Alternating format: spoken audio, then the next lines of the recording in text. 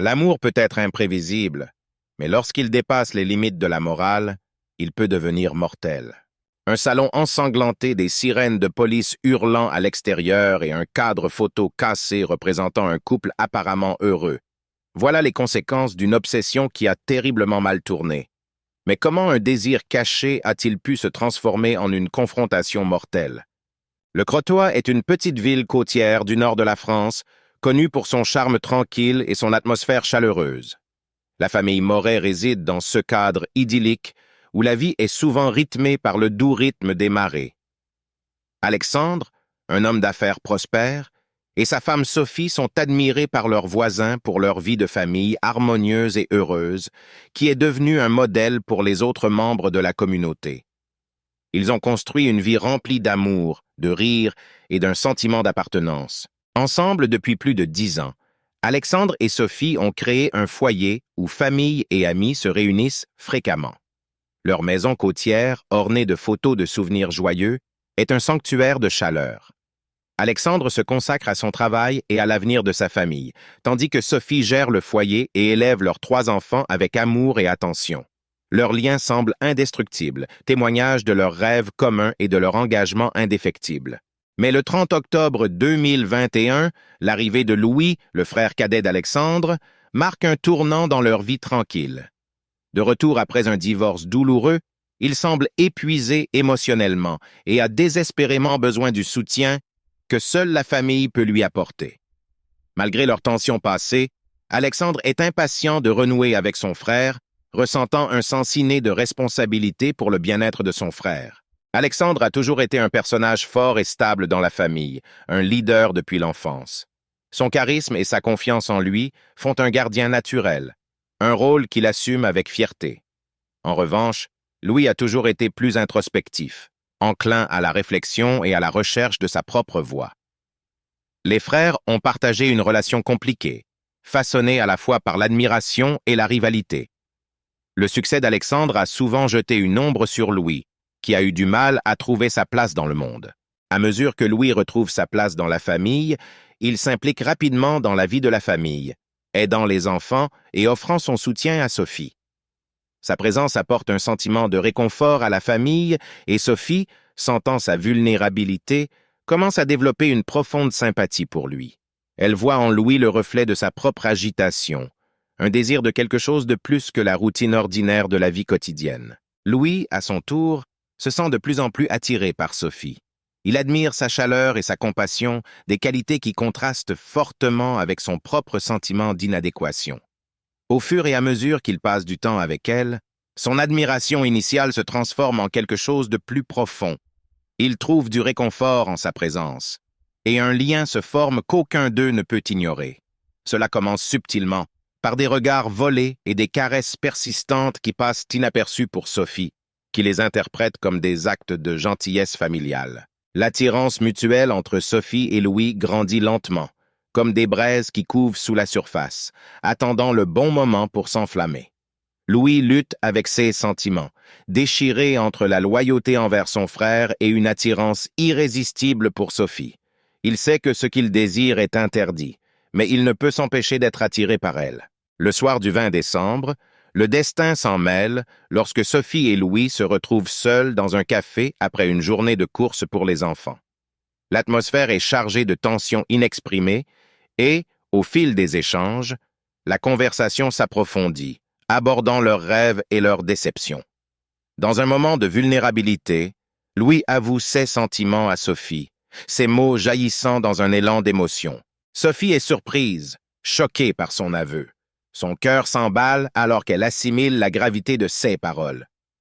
Bien qu'elle sache qu'elle devrait rejeter ses sentiments, une part d'elle est intriguée, voire tentée. Elle s'éloigne, l'exhortant à oublier ce qui vient de se passer, mais l'étincelle entre eux s'est allumée, et elle ne peut pas s'éteindre si facilement. L'air même qui les entoure crépite d'une énergie interdite, une attirance qui semble à la fois exaltante et terrifiante. Dans les jours qui suivent, Sophie se débat avec ses émotions. Elle essaie de se convaincre que ce qui s'est passé n'était qu'un moment de confusion, une expression d'amitié mal avisée. Pourtant, au fond d'elle-même, elle ressent un lien indéniable avec Louis, un désir qui l'excite et l'effraie à la fois. Leurs interactions deviennent chargées de désirs inexprimés et ils commencent à se voir en secret chaque fois qu'Alexandre est occupé avec son travail ou ses enfants. Alors que l'hiver s'abat sur le Crotoy, Sophie et Louis se retrouvent mêlés à une histoire d'amour clandestine. Leurs rencontres sont des moments volés, emplis de passion et de désir, sur fond de mer glacée. Le frisson de leur secret ne fait qu'intensifier leur attirance, et ils se perdent l'un dans l'autre, se délectant de cette connexion qui semble si profonde et pourtant si mauvaise. Mais, sous la surface, Louis est tourmenté par la culpabilité. Il est parfaitement conscient qu'il trahit son frère, celui-là même qui l'a accueilli et lui a offert son soutien. Il a du mal à concilier ses sentiments pour Sophie avec la réalité de sa relation avec Alexandre. Louis essaie de prendre ses distances, mais l'attrait de leur histoire d'amour s'avère trop fort pour y résister. Leur histoire d'amour a duré plusieurs mois, tout l'hiver et le printemps. Pendant ce temps, Alexandre commence à remarquer les changements subtils chez Sophie. Autrefois pleine de vie et engagée, elle semble désormais distante, perdue dans ses pensées. Ses sourires deviennent fugaces et une ombre de mélancolie plane sur elle. Alexandre, toujours perspicace, sent que quelque chose ne va pas. Il attribue son comportement au stress, peut-être le résultat des défis de la parentalité ou du récent bouleversement dans leur vie avec le retour de Louis. Dans une tentative désespérée de combler le fossé qui les sépare, Alexandre organise des soirées romantiques et des sorties en famille, espérant raviver la chaleur de leur relation. Mais Sophie a l'esprit ailleurs, consumée par ses sentiments pour Louis et la culpabilité qui lui ronge la conscience. Elle tente de jouer le rôle de l'épouse dévouée, mais chaque jour devient une bataille contre ses émotions. Au fil des semaines, la tension monte dans leur foyer. Les silences de Sophie se font plus pesants et Alexandre commence à douter de sa capacité à établir des liens avec elle. Il a l'impression de la perdre et sa frustration bouillonne sous la surface. Tard dans la nuit d'été, alors qu'il est allongé à côté d'elle dans son lit, il sent sa distance émotionnelle, un gouffre qui semble se creuser de jour en jour. Après la célébration de la fête nationale le 4 juillet 2022, Louis se retire dans la maison d'un ami dans la banlieue de Lille, hanté par les souvenirs de Sophie et des moments qu'ils ont partagés. Il est parfaitement conscient des conséquences de leurs actes, mais il ne peut échapper aux sentiments qui le rongent. Chaque nuit, il rêve d'elle, le cœur brisé par la certitude qu'il ne pourra peut-être jamais la voir ouvertement. Dans la solitude silencieuse de sa maison temporaire, il lui écrit des lettres remplies d'émotions inexprimées, espérant se décharger de son fardeau, même s'il ne les envoie jamais. Après son départ, lorsque la mélancolie prit le dessus, Sophie se sentit à nouveau attirée par Louis. Sous prétexte de rendre visite à un ami, elle s'approcha de son appartement, le cœur battant d'un mélange d'inquiétude et de nostalgie. Au moment où Louis ouvrit la porte, elle fut enveloppée par un tourbillon d'émotions. Son visage exprimait la surprise, mais sous cette surprise se cachait un puits plus profond de sentiments inexprimés, un soulagement mêlé d'appréhension. Sophie se jeta dans ses bras, enivrée par son odeur, un mélange familier de chaleur et de musc qui l'enveloppait comme une douce étreinte. À cet instant, le monde extérieur devint flou, et tout ce qui comptait était le lien entre eux. Louis ne s'écarta pas. Au lieu de cela, il la serrait fort, ses bras puissants l'enveloppant dans un cocon protecteur. Chaque once de tension semblait se dissoudre alors qu'il prenait possession d'elle complètement, un instinct primaire faisant surface alors qu'il la respirait. Le monde extérieur à leur étreinte semblait lointain. Les bruits de la ville s'atténuaient alors qu'ils se tenaient ensemble, perdus dans leur propre bulle d'intimité. Mais cela ne pouvait durer. Le temps lui filait entre les doigts comme du sable, et l'idée de rentrer chez elle commençait à la remplir d'anxiété. En pensant à son mari et à la façon dont elle était attendue dans leur vie familière et stable, le cœur de Sophie commença à souffrir. Elle sentait le fossé entre eux se creuser, les frontières de leurs deux mondes s'élargir. Rassemblant ses pensées, Sophie s'écarta peu à peu de son étreinte, et bien que son corps résistât, elle sut qu'il était temps de lui dire au revoir. À l'automne, Sophie commence à ressentir des symptômes physiques qui ne peuvent être ignorés. Elle se sent de plus en plus fatiguée et les nausées qui l'accompagnent chaque matin deviennent une compagne indésirable. La panique commence à s'infiltrer dans son cœur alors qu'elle se débat avec la réalité de sa situation. Un après-midi tranquille du 15 septembre, alors que le vent hurle dehors, elle rassemble son courage pour faire un test. Le résultat confirme ses pires craintes. Elle est enceinte. Le monde de Sophie s'écroule. Le poids de cette révélation est presque insupportable, et elle sait qu'elle ne pourra pas le cacher éternellement. Chaque jour, sous le regard aimant et méfiant d'Alexandre, la vérité devient plus difficile à dissimuler. La culpabilité la ronge, et la façade de normalité se fragilise.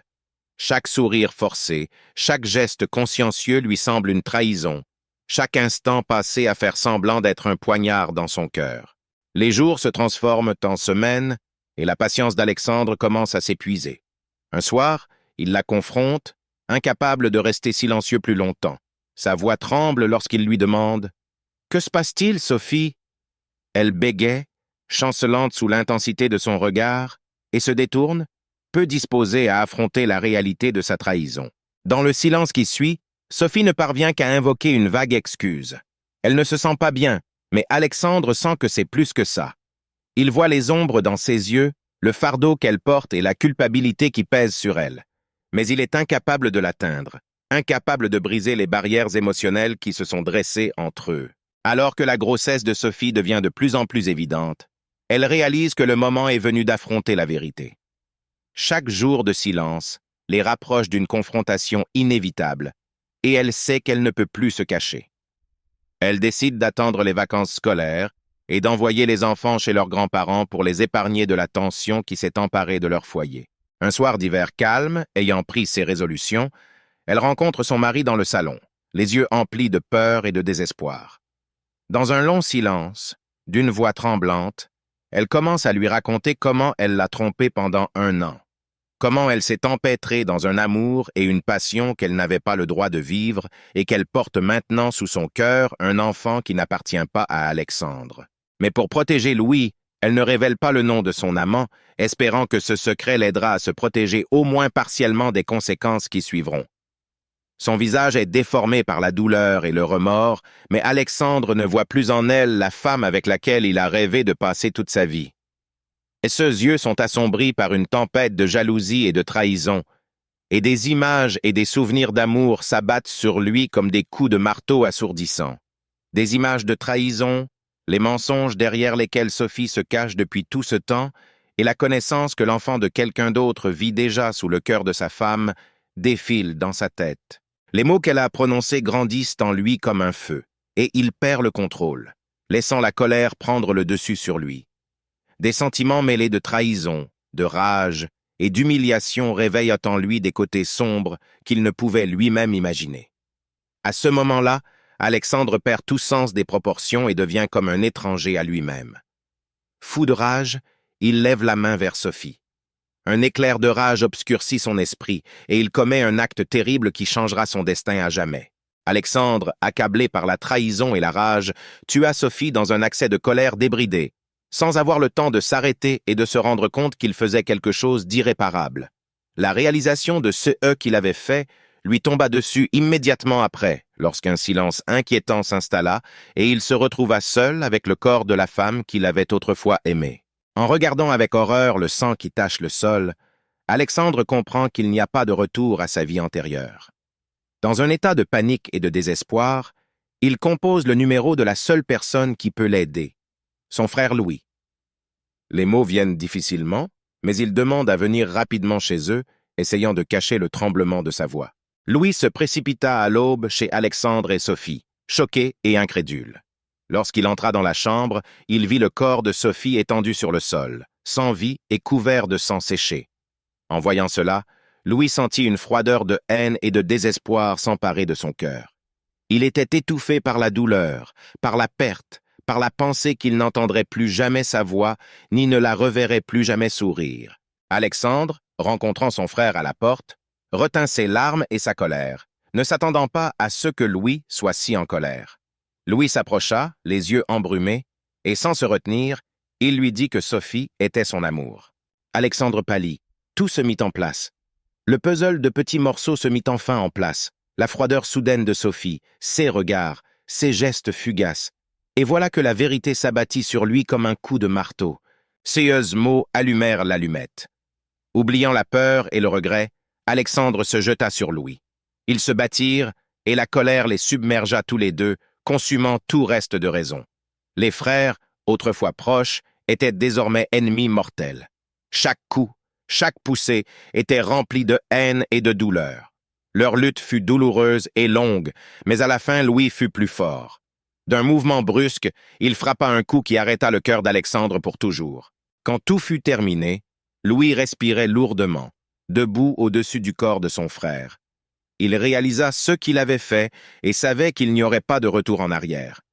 Il se tourna vers le corps de Sophie, douloureusement conscient qu'il l'avait désormais perdue pour toujours. Il n'avait jamais su qu'elle portait son enfant, leur seul lien.